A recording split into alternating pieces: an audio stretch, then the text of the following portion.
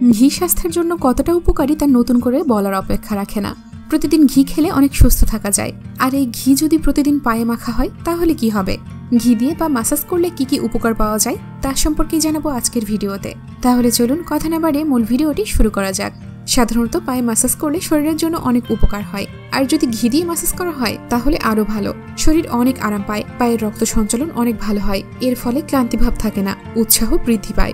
অনেকেরই নিয়মিত পা ফাটা দেখা যায়, বিশেষ করে শীতকালে বেশি পা ফাটা দেখা দেয়।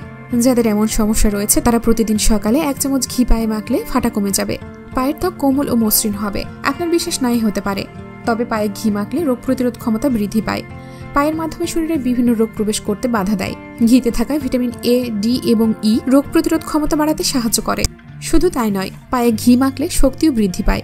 বিশেষ করে রাতে ঘুমানোর আগে পায়ে ঘি মাসাজ করলে ভালো ঘুম হয়, স্নায়ু শিথিল হয়, গভীর ঘুমে সাহায্য করে। খাওয়ার জন্যই ঘি নেই, পায়ে কিভাবে মাখবো ভাবছেন তো? নারকেল তেলও ব্যবহার করতে পারেন, এটি দিয়ে মাসাজ করলে উপকার পাবেন। তো ভিউয়ার্স, এই ছিল আমার আজকের ভিডিও। আশা করছি ভিডিওর তথ্যগুলো আপনার উপকারে আসবে। ভিডিওটি ভালো লাগলে লাইক ও শেয়ার করুন এবং সাবস্ক্রাইব করে আমাদের সাথেই থাকুন। ধন্যবাদ।